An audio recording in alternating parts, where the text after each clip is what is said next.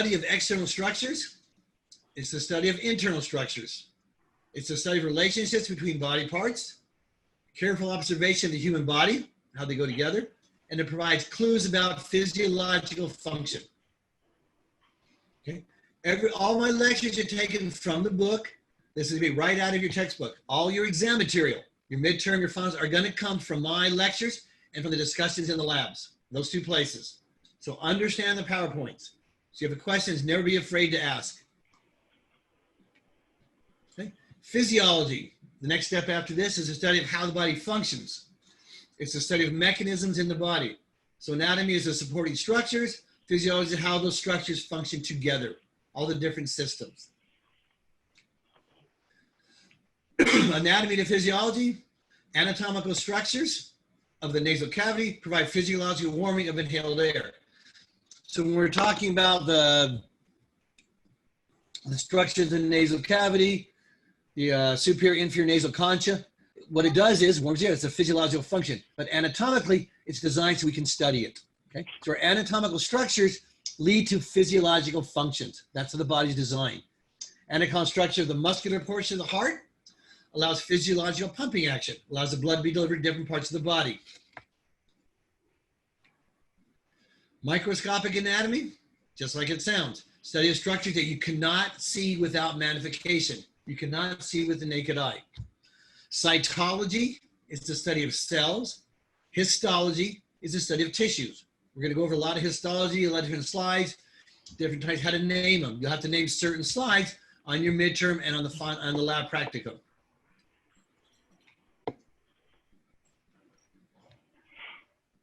Okay, so we talked about macroscopic anatomy. Macroscopic means can be seen with the naked eye. You do not need magnification. Bones, you don't need magnification to see those. Okay, fingers, arms, legs, limbs, you can see those with the naked eye. Okay, there's three types of macroscopic anatomy. There's surface anatomy, which refers to superficial anatomy markings, like where your radial pulse is. Okay, that's a superficial anatomy. Where your carotid artery is. Okay, things you can palpate. Cervical lymph node glands, you'll palpate for patients. That's surface anatomy. Regional anatomy refers to all structures in the area of the body, like head, neck, and trunk, whether they're superficial or deep. It's a complete region, okay? Like the head and neck. When we do dentistry, we're always regarded the head and neck area. That's a regional anatomy. Systemic anatomy is a study of the organ system. There's 11 different organ systems. We're going to go through each of those in detail in this chapter. Okay, there's digestive system, cardiovascular, nervous system, integumentary system, etc. And we'll go through all of those. Okay, this is a study of anatomy. You can see it goes from microscopic to macroscopic. Microscopic are your atoms, amino acids, DNA, proteins. These all can have to do with a microscope. Viruses, microbes. Okay, something to do with the electron microscope, transition, TEM, an SCM, scanning microscope, light microscope, or with the human eye, all the way up to like the heart or the organ that we're studying. So different things, depending on their size, can be studied by just by visible study, or by light microscope, or by electron microscope, depending how big it is. Okay, so developmental anatomy. Developmental anatomy examines structures that change over time, like embryology. We have one of the last chapters in the book. We'll be covering all 28 chapters. One of the last chapters in the book is embryology. It's a study of early development stages as an organism changes. So certain things develop with time. They don't stay static. Comparative anatomy considers anatomical similarities and differences in different types of animals. Okay? Wings in birds compared to arms and legs in humans. Okay? There's a comparison between the two. And clinical anatomy. Clinical anatomy focuses on pathological changes in the body that goes during illnesses. And we'll do a lot of that throughout the entire chapter. Okay. This is embryology. You can see this is a different developmental anatomy. You can see the differences. This is an embryo. This is the adult. This is for a fish. This is for a chicken. And this is for a human. You can see the different versions in the adult organism are completely different. But the embryo starts out very similar. Okay. So all vertebrates share a basic pattern of anatomical organization that differs from other animals. So all vertebrae have a very similar embryonic development. Okay. There's other different perspectives on anatomy. There's surgical anatomy. Surgical anatomy landmarks are important for surgical procedures. We're going to talk about different tissue lines, how they develop, like a grain of wood. Surgical lines are in the human body. When you cut to do surgery, you want to cut along those planes. You want to know those planes. So when you suture, you're suturing with the grain. You're not going against it. Okay? It leads for a better outcome with the surgery. So there's surgical anatomy. Radiographic anatomy is the study of anatomical structures with the use of x-rays or ultrasounds. And I'm going to give you a couple examples of those. Okay, the different x-ray techniques we have available now, from Tom's radiographs to our regular radiographs. Some of our three-dimensional radiographs are unbelievable what we can see. Okay, we also have cross-sectional anatomy. Is use of rare like CTs, MRIs, CAT scans, look at cross sections of the human body. Those take a lot of studying to be able to read those correctly. And okay, so you have different levels of organization in the human body. You go from very simple to very complex. Okay, the simplest we have is your chemical or molecular level. Okay, then we build up into a cell. Cell builds into a tissue. Tissue builds into an organ. Organs build into organ systems. Organ systems build into organisms. There's a question on your midterm that's going to cover that right there. So just know that order. Okay. Be able to put them in order from simple to complex, or from complex to simple, whichever way I ask it. So you go from a molecule to a cell, to a tissue, to an organ, organ system, and then to an organism. Okay. All right, so levels of organization you can see. This is our molecular level. Okay. Then we go to our, these get together and form different cells. Cells get together to form tissues. Tissues get together to form an organ. Organs get together to form your organ systems, and all these organ systems combine to form your organism. Okay. Any questions, feel free to ask. You can type, I can still see it, or just speak up. I can hope I'll be able to hear you. I do not mind questions at all. Let's start with the simplest layer. Start with the molecular layer. There's over a dozen different elements in the human body. Okay. 4 of them make up 99% of the human body. So of those 12 elements, 4 of them are 99%. Those 4 are carbon, hydrogen, oxygen, nitrogen. Those are 4 elements that make up most, at least 99% of the human body. You have 4 major classes of compounds also. You have water, you have carbohydrates, you have proteins, and you have lipids. Okay. This shows you the different types of compounds make up the human body. See the percentages. Again, you can see hydrogen makes up the most, oxygen, then carbon, then nitrogen. Okay, so those 4 make up 99% of your body. Molecular composition, water makes up most of your body. 66, 2/3 of your body is water. Okay. Then you got proteins at about 20%, lipids about 10%, which are fats, and then carbohydrates make about 3% of the body. That's how your body breaks down.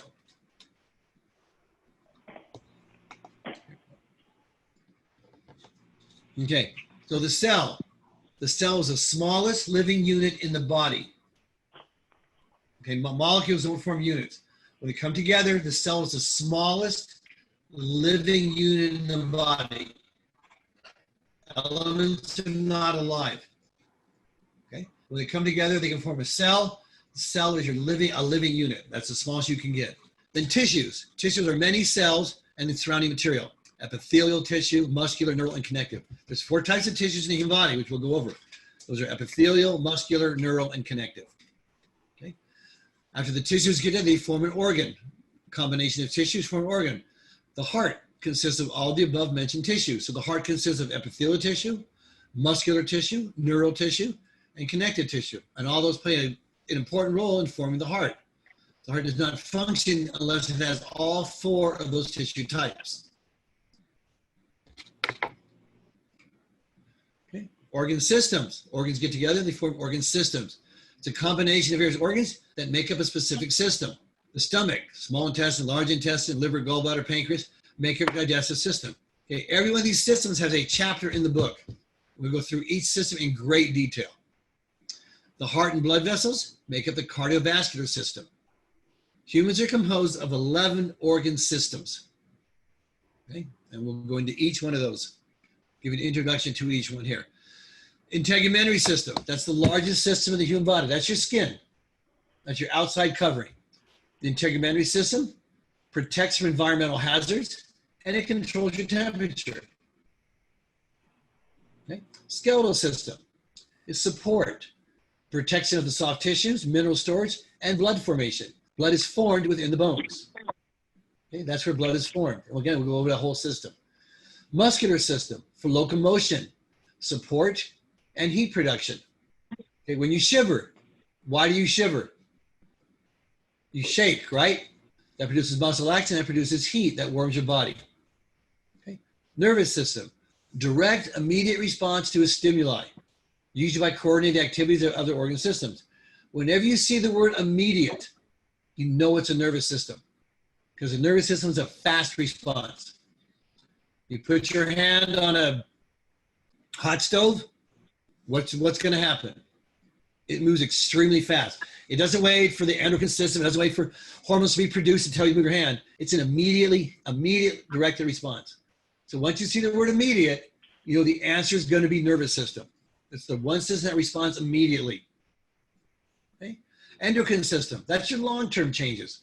Activities of the organ system, it affects your thyroid, it affects your insulin, glucagon production, all that is your endocrine system. Those are long-term responses. It takes time to produce the hormones. When your bloodstream gets in the bloodstream, travels to the target organs. Okay, that's the exact opposite of an immediate response. Cardiovascular system. Cardiovascular system is internal transport of cells and dissolved materials in the blood, including nutrients, waste, and gases. Delivers oxygen, takes away carbon dioxide, delivers nutrients, takes away waste. Okay, that's all part of your cardiovascular system. The heart, that muscle of the heart that does all that pumping. Okay. If there's any questions, then let me know. I sometimes do tend to go a little bit fast. All right, lymphatic system. Lymphatic system is a defense against infections and disease. A lot of patients are going to come in, especially nowadays, that come in with cervical lymph nodes that swell. That's part of the lymphatic system.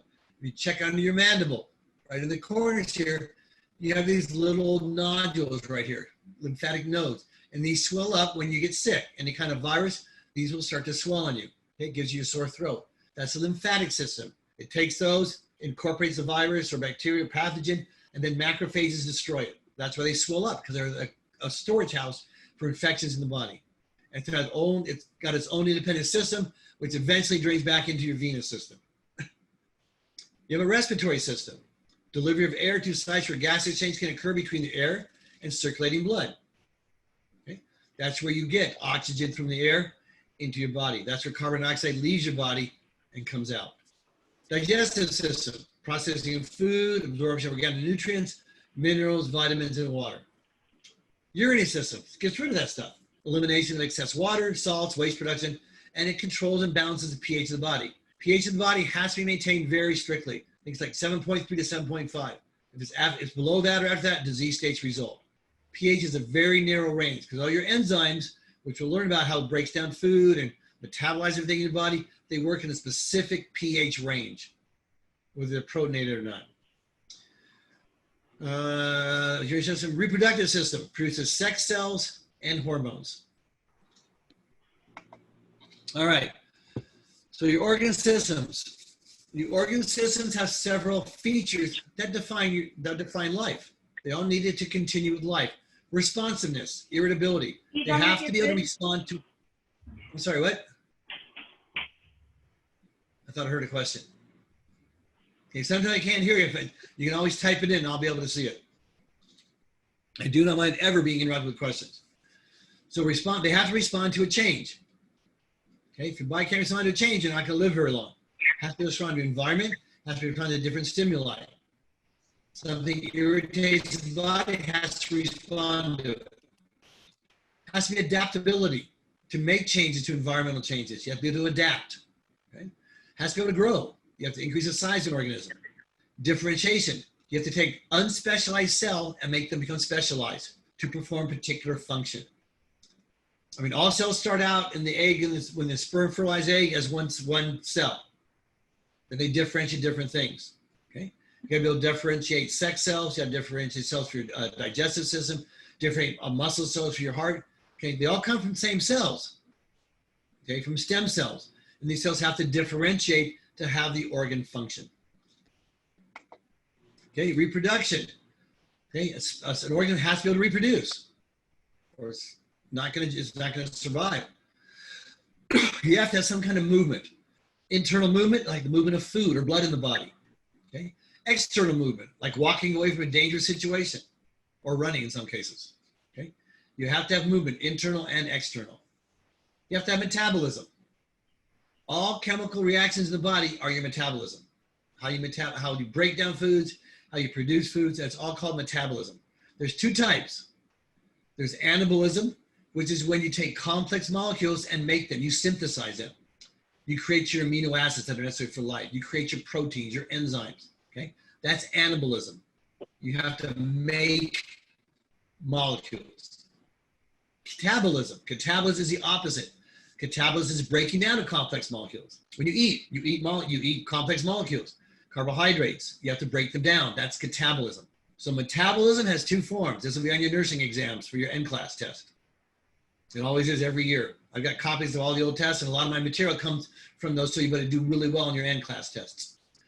So metabolism has two forms. Anabolism, which is assembling the molecules in the body, and then catabolism, which is breaking them down. Both those are a form of metabolism. Does that make sense? Mm-hmm. Yes. Yes. All right.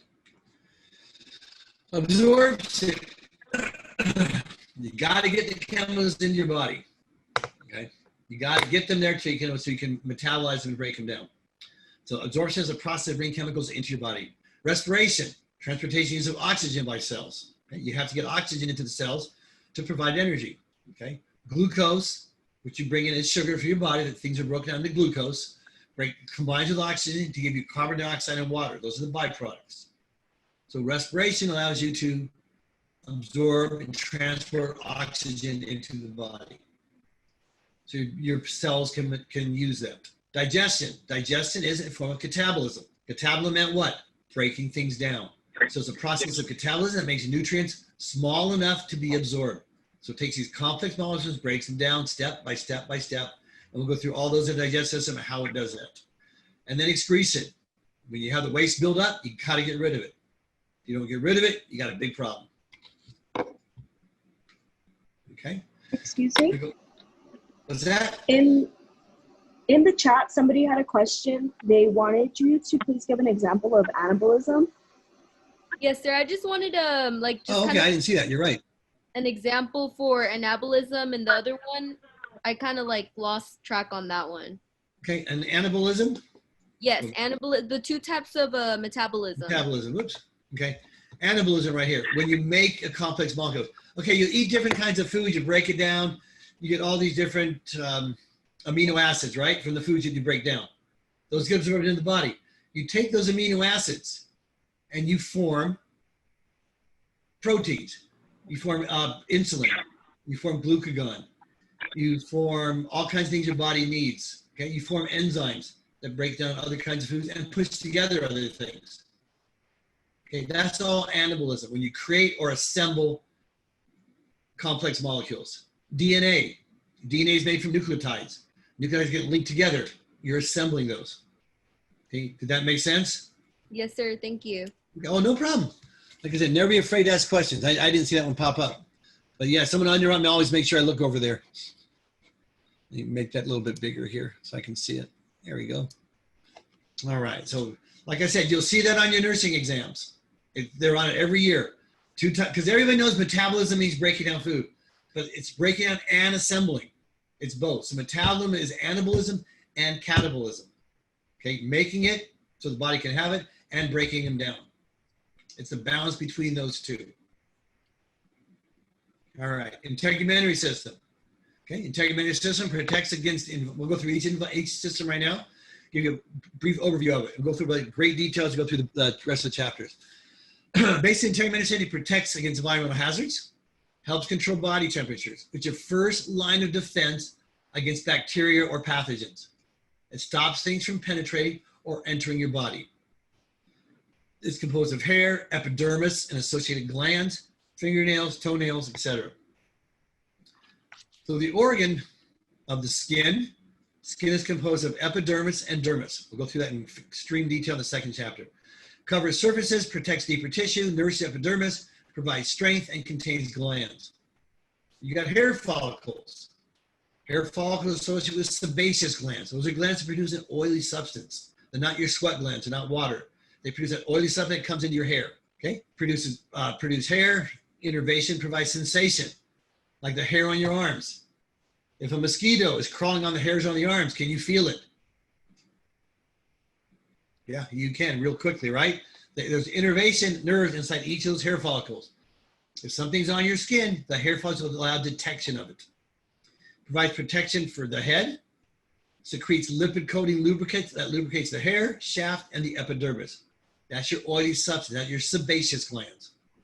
Sweat glands. Sweat glands are different than sebaceous glands. Sweat glands are associated with the epidermis. Sebaceous glands are associated with hair follicles. Sweat glands produce perspiration, so the body cools down when we have temperature control. Nails, fingernails, toenails, protect and stiffen the distal tips of the digits. Sensory receptors provide sensation of touch, pressure, temperature, and pain. Each one of those has a different type of receptor in the epidermis. Okay? You can tell the difference between temperature and pain and pressure. Okay? They're different receptors get activated. Subcutaneous layer is a layer between the epidermis, the dermis, then the hypodermis, which is your subcutaneous layer. Stores lipids, attaches the skin to the deeper structures, and insulates against heat loss. Okay, skeletal system. Skeletal system provides support, protection tissues, stores minerals, and forms blood cells. Mostly the mineral stored is calcium. And there's 206 bones in the human body. The organ, bones, cartilage, and joints, the axial skeleton we'll talk about, and the appendicular skeleton we'll talk about. Axial is your middle core, appendicular is what hangs off of it. Okay? The bone support protects soft tissue. Bones also store minerals like calcium. Protects the brain, protects your spinal cord. It's sense organs and soft tissue of the thoracic cavity, your chest, the ribs, supports your body weight over your lower limbs. Right? They also provide internal support, position of the limbs, supports and moves your axial skeleton. This is your internal core. Bone marrow is a primary site of blood cell production, the red marrow, and stores energy in fat cells, which is your yellow marrow. There's two types of marrow inside the bone.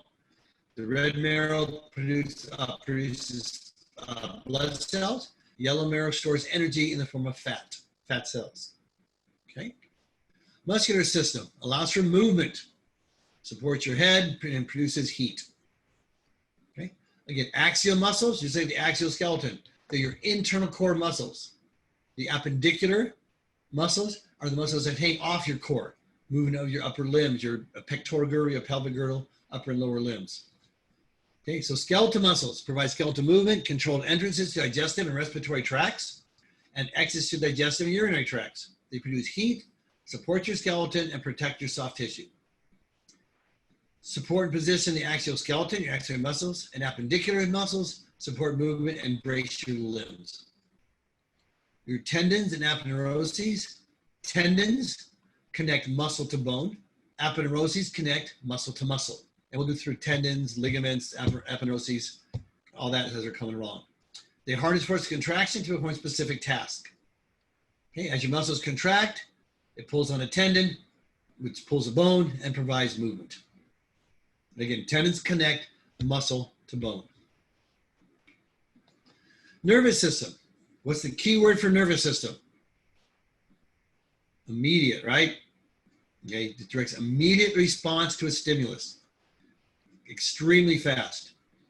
You have the brain, the spinal cord, which is your central nervous system, and your peripheral nervous system is everything outside of that. Okay, so this primary functions of the central nervous system: acts as a control center for a nervous system, processes information, provides short-term control over activities of other systems. The brain performs complex integrative functions, controls both voluntary and autonomic activities. So even though you don't think about it, the brain still controls activities. Right now, you're sitting here looking at the lecture, watching the screen, looking at me. Your head's bounced on your neck, and you're not thinking about contracting the muscles to keep keep your head balanced. Okay? That's automatic. That's an autonomic response. The muscles are behind your nerves without you thinking about it. But if you're taking notes, you pick up a pencil, you use your fingers, then you got to think about it. That's a voluntary response. Okay, so you have voluntary and autonomic activities. Okay, if you're sitting here watching the lecture and someone comes in behind you and drops a dish, where's your head going to go? You're right. It's going to spin right behind you. That's an autonomic response. The brain hears it and it responds to it. Okay, you didn't have to think about it. You're drawn right to that sound.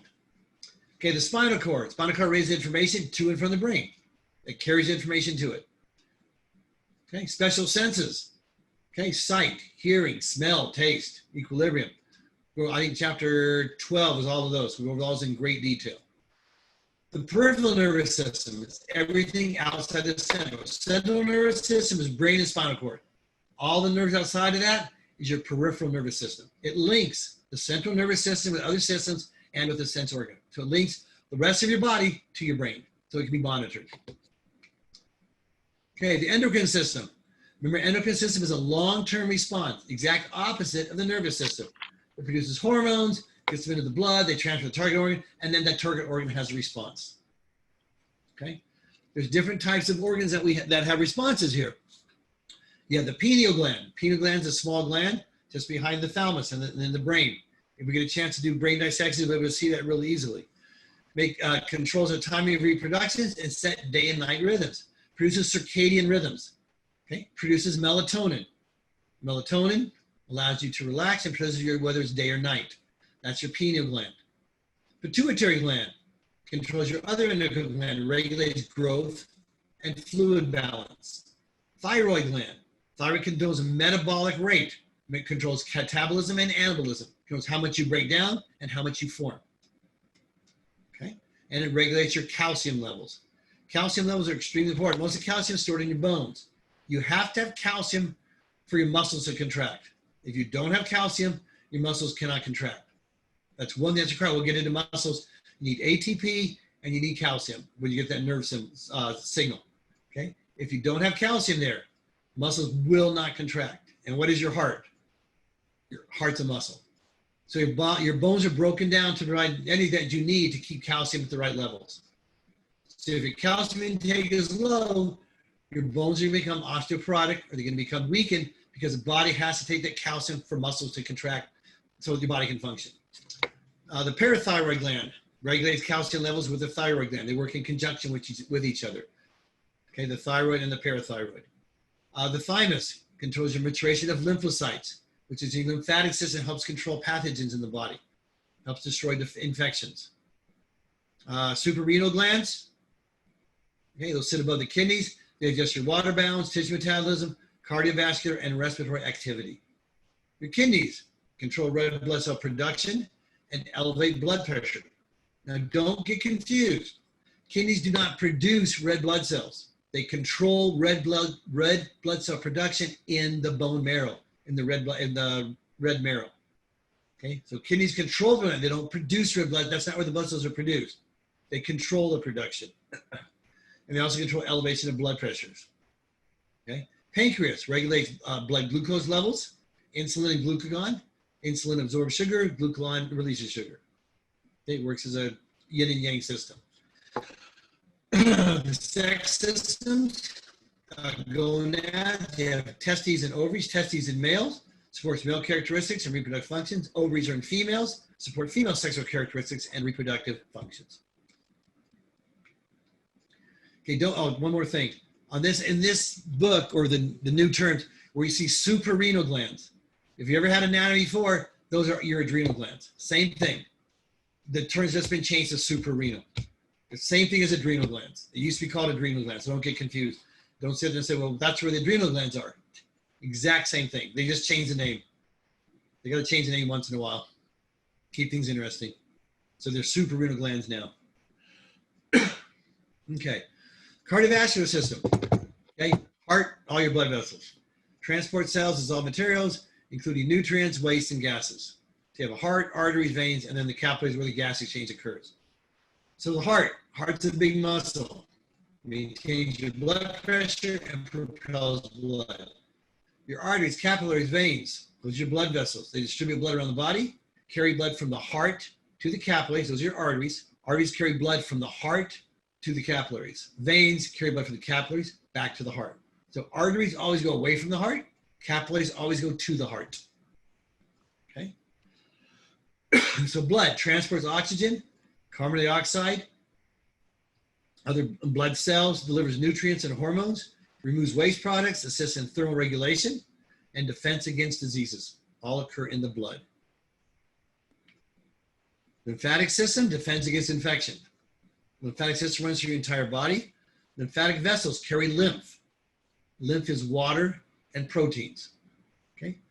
And they carry lymph and lymphocytes, which are the lymphocyte cells, from peripheral tissues to the veins of the cardiovascular system. Your lymphatic system drains back into your venous system. It's a continuous loop. Okay? Like diseases, ringworm and stuff that block the return of the lymphatic system, your limbs stuff will swell up, elephantitis, things like that, and you're blocking lymphatic vessels from drainage back into the venous system. Another question popped up. Will the PowerPoints be available for us afterwards? PowerPoints are on the Canvas system. They're all available. Just go to each site, go to chapter 1. The first section has a PowerPoint. You can download it, review it before class if you'd like. But all PowerPoints are available to you. Okay, and if you can't find it, let me know, and I'll show you exactly where it is on your Canvas. It's under modules. Go to your modules and go through each module. Okay, so you have lymph nodes we talked about. It's like the submandibular nodes, your lymph nodes, your axillary lymph nodes, mammillary lymph nodes. They're all included in the lymphatic vessels, okay? They monitor the composition of lymph and engulf pathogens. That's where they swell up and stimulate an immune response. Your spleen monitors circulating blood. Okay, that's where your blood cells are recirculated, is through the spleen. Monitors circulating blood, engulfs pathogens, and recycles red blood cells. Stimulates an immune response. Okay. The thymus. Okay, thymus controls the development maintenance of one class of your lymphocytes, which are your T cells. T cells, B cells, and K cells are all using your immune response. Respiratory system delivers air gas exchange. Nasal cavities, they filter, warm, humidify air, and detect smells. Now, how many people here are snowboarders or skiers? When you're skiing or snowboarding, how do you breathe? When the weather's cold, you breathe through your nose. You don't take gulps through your mouth. You do it automatically because as the air comes in, the nasal concha, the air circulates around and creates a current, and it warms the air before it gets into your lungs. If you breathe cold air directly into your lungs, 20 degrees, 10 degrees, it hurts. It can destroy lung tissue. That's why when you breathe in through your nose, and you breathe out through your nose or out through your mouth. Either way is fine. But when you're snowboarding or skiing and that weather's cold, you are breathing through your nose, okay, to warm that air before it comes into your body, into the lungs, so it doesn't damage lung tissue. The pharynx connects the air to the larynx. It's a chamber shared with the digestive tract, where the esophagus is. The larynx protects opening of the trachea and contains vocal cords. Protects the opening with the epiglottis. How many times has your mother ever told you not to talk with your mouth full? Okay, there's a reason for that. If you try to talk while you swallow, the epiglottis has to come up for the vocal cords to work. As the epiglottis comes up, it opens the trachea. If you have food in your mouth and you're masticating and chewing it and it's coming down, it's going to go into the trachea and you can aspirate it. And that's a dangerous situation. So there is some reason that in this case, your mom is right. Okay. The trachea filters air, traps particles of mucus, conducts air to the lungs, cartilage, and keeps your airway open. Okay, the trachea never closes. If you run your fingers along here, you can feel your trachea. Okay, that is with the cartilaginous rings that keep it all the time. It does not collapse. It's over with these little C-shaped cartilaginous rings, which is talk about we get into the trachea. Okay, it keeps it open so airflow can occur. Okay, bronchi are the smaller divisions of the trachea. They're the same function as the trachea, but it gets smaller and smaller and smaller as it goes in the alveoli of the lungs. Okay, the lungs are responsible for air movement. Okay, during movement of the ribs and diaphragm includes airway and alveoli. When the diaphragm contracts, what the diaphragm does is pull down when it contracts. It allows the chest cavity to expand. The chest cavity expands, air pressure is decreased. Remember chemistry, pressure and volume equals a constant? Don't remember chemistry? You tried to forget it, right? So as your thoracic cavity increases because the diaphragm pulls down and contracts, pressure decreases. So the pressure outside, the pressure inside. Now the pressure inside is lower. So where is air going to flow? It's going to flow in because there's more pressure outside than inside. You relax the diaphragm, chest cavity shrinks, decreases pressure. Now it's less pressure. Increases pressure and forces the air out. Okay, that's how you breathe. Diaphragm contracts, opens up your thoracic cavity, pressure decreases, air flows in. Diaphragm relaxes, decreases your thoracic cavity, increases pressure, pressure flows out, air flows out. Okay. Digestive system. Digestive system is how we absorb our nutrients. Oral cavity, receptacle for food, works with associated structures, your teeth, your tongue, break up food and pass food and liquids to your pharynx. Salivary glands provide buffers and lubrication, produce enzymes that start your digestion. So digestion starts with your saliva. Okay? And that does not have to be a mechanical response. That can be a neural response. If you walk by a bakery and you smell fresh donuts, what happens to your mouth? You start producing saliva, anticipation of getting it. Okay? That's a neural response. Helps to break down as soon as you start carbohydrates, as soon as you start to eat. The pharynx conducts solid food and liquids through the esophagus. It's that chamber that's shared with the respiratory tract.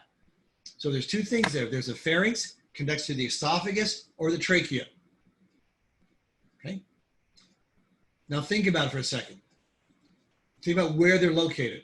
Is the trachea, this section of the body is your anterior, front section.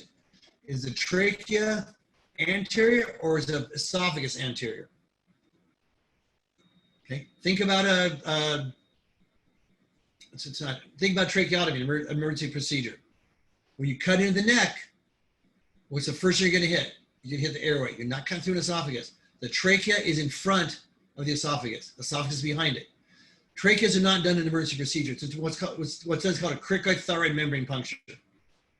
And you may have to do that as a nurse if you're alone with a patient.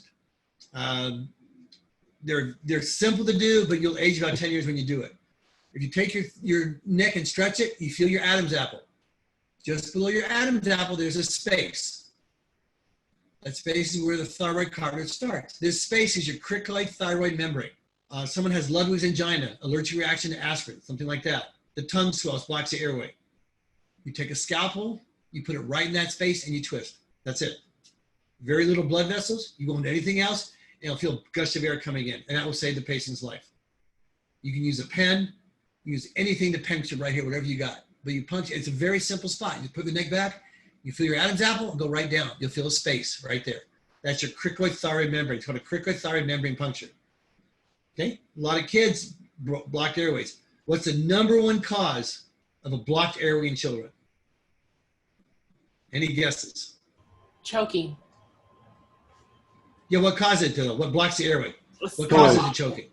Food. What kind of food? Not coins. Coins are a good guess though. It's a hot dog. A hot dog is the exact same shape as a child's trachea. The exact same diameter.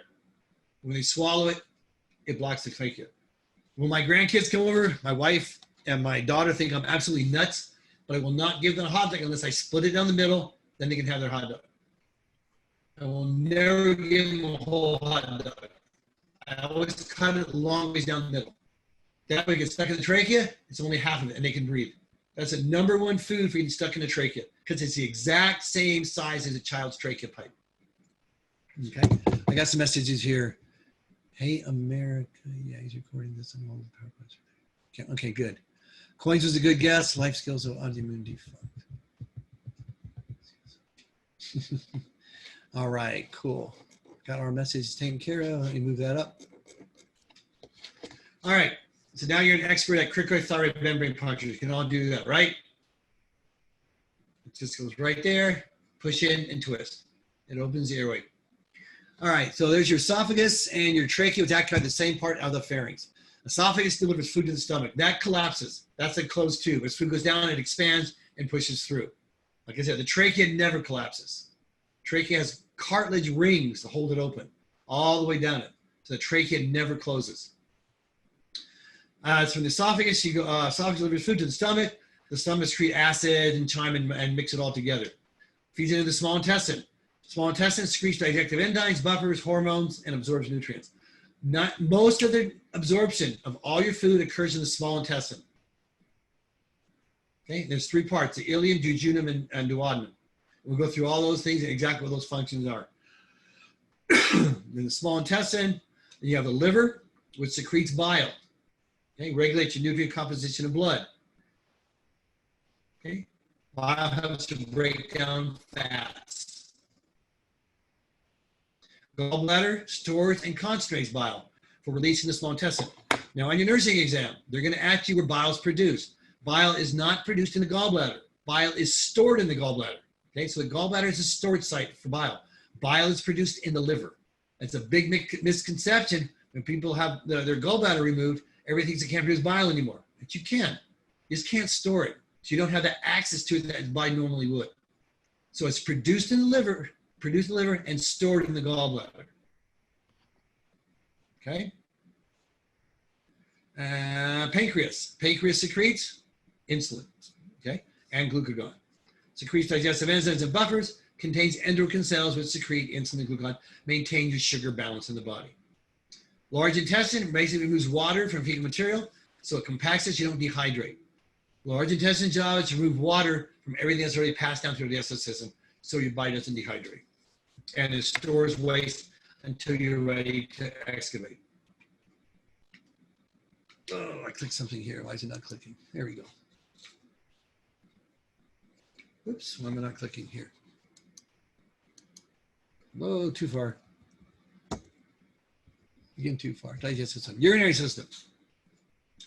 Eliminates excess water, salt, and waste products. Urinary system consists of your kidneys, the ureters, urinary bladder, and your urethra.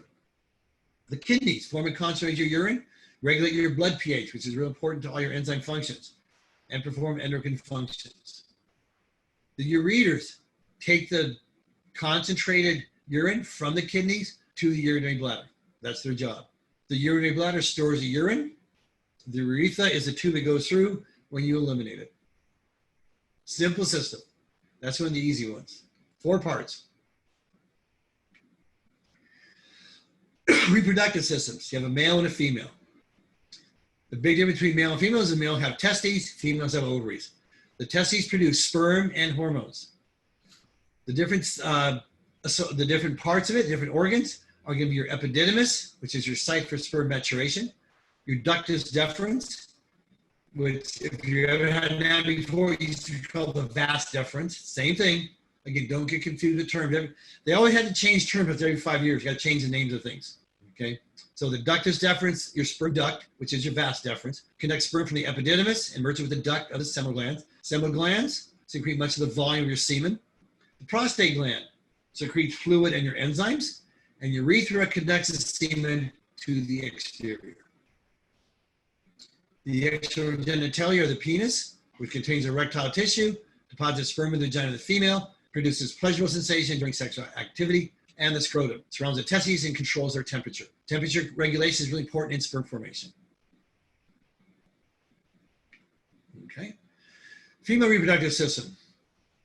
Same functions as the male, except they have ovaries. Ovaries produce oocytes and hormones. Okay. The uterine tubes Uterine tubes, again, the same thing as fallopian tubes. They just changed the name. So if you know what a fallopian tube is, you know what a uterine tube is. So now they're called uterine tubes. Like I said, don't get hung up on the name changes. Okay, they have to do that to confuse everybody every 5 or 6 years. So uterine tubes deliver the oocytes or embryos to the uterus, which is the normal site of fertilization. Okay, again, on your nursing exams, I'm sure we'll go over this on the end class. Okay, they're going to ask you where fertilization occurs. It does not occur in the uterus. Fertilization occurs in the distal 2/3 of the uterine tubes. That's where fertilization occurs. It does not occur in the uterus. That's where implantation occurs. Okay, don't get that mixed up. So uterine tubes are your normal site of fertilization. I have a question. The uterus is the site of embryonic development. That's where the embryo implants. Okay? So it's a maturation and fetal produces your, oh, sure, what's that? Will we get So the marked question- wrong if we refer to it as a fallopian tube or a Van's deferens instead of the new names? If you call it fallopian tube a vas deferens, yeah, it'll get marked wrong. No. I meant if we call it I know what if you're we saying. call it fallopian tubes instead No. of uterine tubes. If it's on the, everything's going to be multiple choice. No, you don't have to write anything except the practicum. And the practicum, if you put fallopian tube instead of uterine tube, you'll get 100% credit. Okay, thank you. They're the same thing. Same thing. I don't mean to confuse you at all, but when you read in the textbook, just realize the same thing. That like the suprarenal glands or your adrenal glands. I will not mark it wrong if you call it an adrenal gland. Okay, thank Okay? you. But in the multiple choice questions, look for the suprarenal gland. Okay? Does that make sense? Yes, thank you. No problem. They got your uterine tubes, you got the uterus, you got the vagina. Vagina is a site of sperm deposition. Acts as a birth canal during delivery, provides a passageway for fluids during menstruation. External genitalia for the female is the clitoris and the labia. The clitoris contains erectile tissues, like the penis does, provides pleasurable sensation during sexual activities.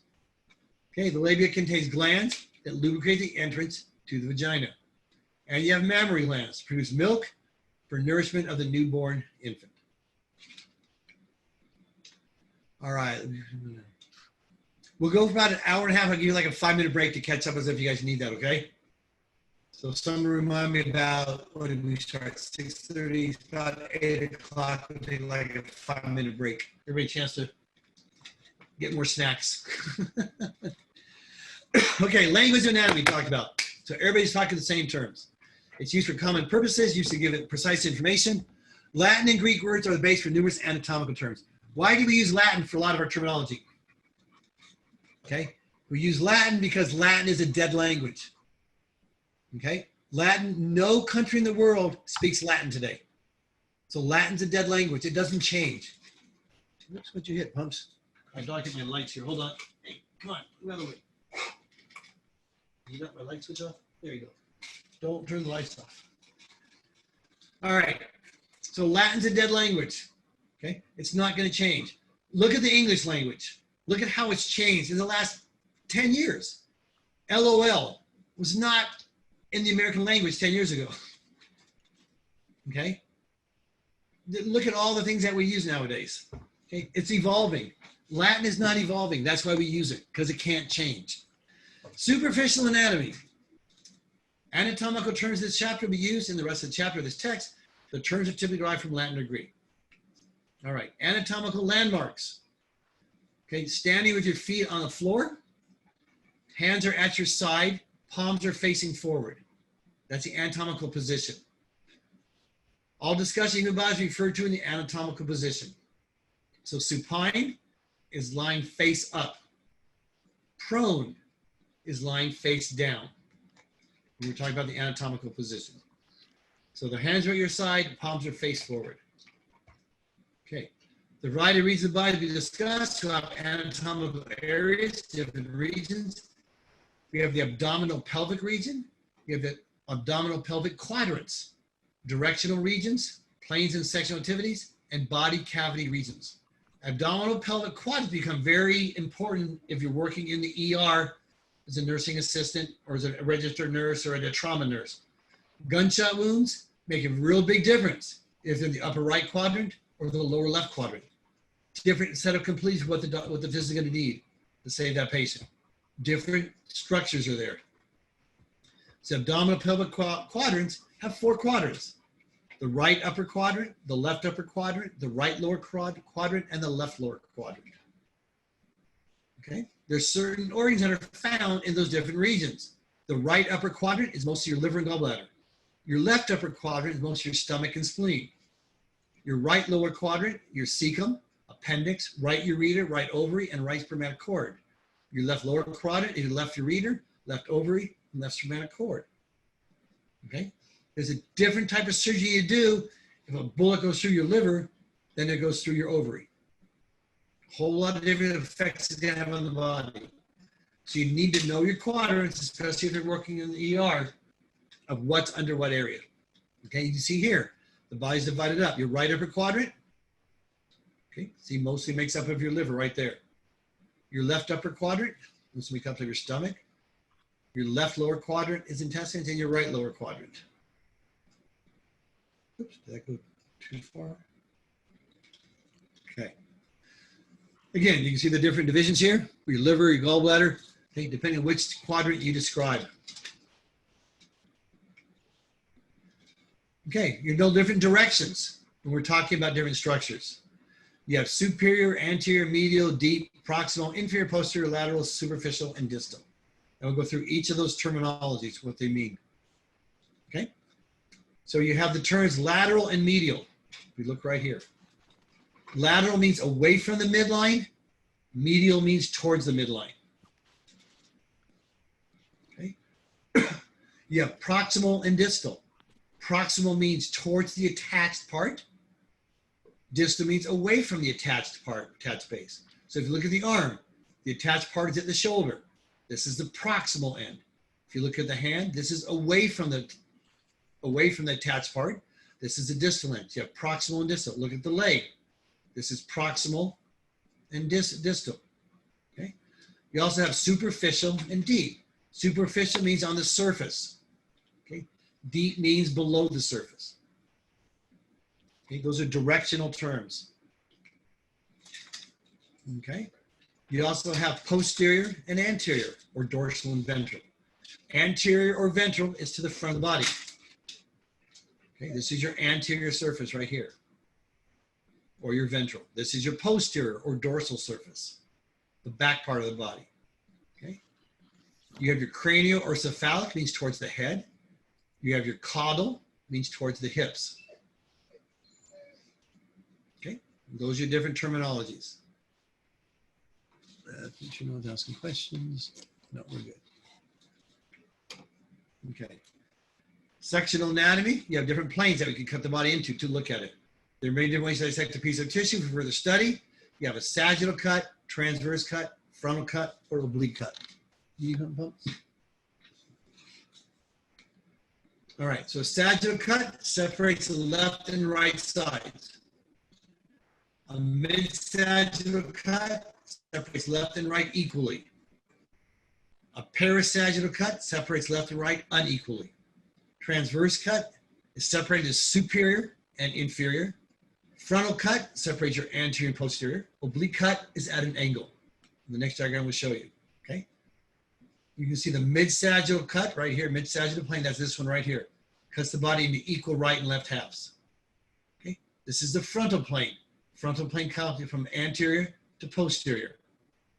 And the transverse plane cuts across it. Okay, gives you a transverse or a cross section. Those are your different sections, your main sections. Okay. Oblique just means one of these sections, oblique would be at an angle being cut. Okay, this is an example of what kind of section. That's a cross section. Okay, that's a transverse cut. Let me get this real quick.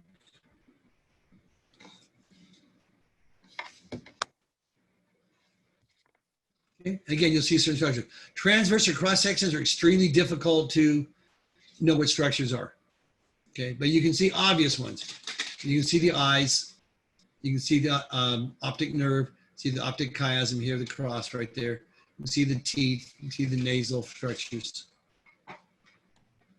So when you do cross sections, depending where the cross section is, depending what kind of shape you're going to get. This tells you where you put it at. So sections of anatomy, body cavities. If you remove an organ from the body, you'll leave a space. That space is the cavity. You take out the heart, there's going to be a cavity where the heart was. Take the liver, there's going to be a cavity where the liver was. That's a body cavity. Body cavities study posterior cavities and anterior cavities. Okay. Posterior cavities are your cranial cavity, consists of the brain. Spinal cavity consists of the spinal cord.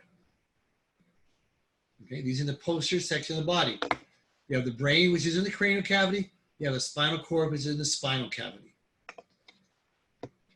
All right, here's your different cavities. This is your posterior and your anterior. You have a thoracic cavity. Inside the thoracic cavity is your pleural cavity, where your lungs are, and your pericardial cavity, where your heart is. Abdominal pelvic cavity has your peritoneal cavity, which is all your large intestine, small intestine, all that. Abdominal cavity is where your stomach, and then the pelvic cavity.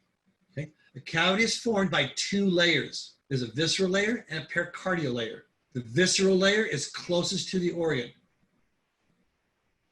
The pericardial layer is away from the organ, closest to the body. And this picture right here, think of a balloon. Take your fist and put it into the balloon. The balloon folds around your fist. There's two layers. There's a layer closest to your hand, which is your visceral layer, and there's a layer closest to the outside, because the balloon had two layers thicker when you put your hand in there. That's your parietal layer, or your pericardium. Okay, so your visceral is closest, your pericardial or parietal is on the outside.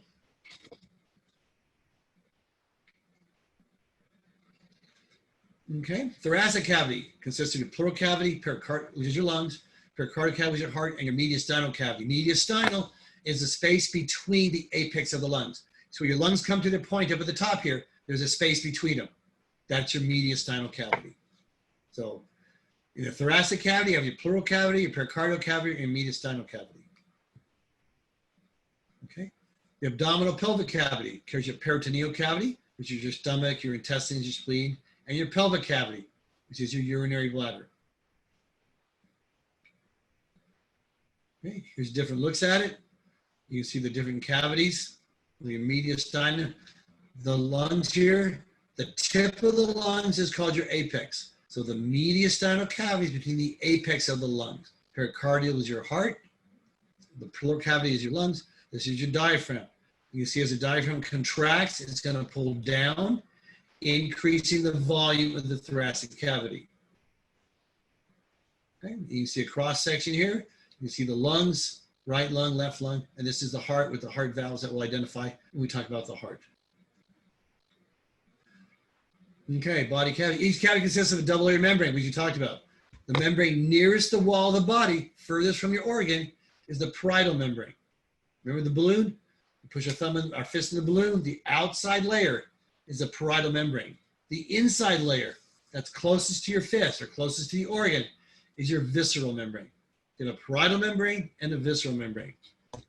In every body cavity, there's two layers. Okay, different types of x-rays. These are the x-rays we're used to seeing. These are your common x-rays that we see. You can see the skull, you can see the teeth, you can see the spinal cord, the cervical vertebrae, sinuses, eye sockets, all that good stuff. You can color enhance x-rays to make it look funky. Okay, it doesn't really do a whole lot for anything, but you need to color enhance it. Now, x-rays can be used to determine certain things. This is a cross-section of the brain. Everybody can see this orange thing right here. That's a tumor, okay? It shows up very easy on x-rays like this. When you can colorize, you can see the different contrast in tissue. No one can miss that tumor. You can see that on the x-ray. Okay, it's a cross-section through the cranium. This is your lungs, okay? This is the cross-section through the lungs. Right here, you can see a huge tumor.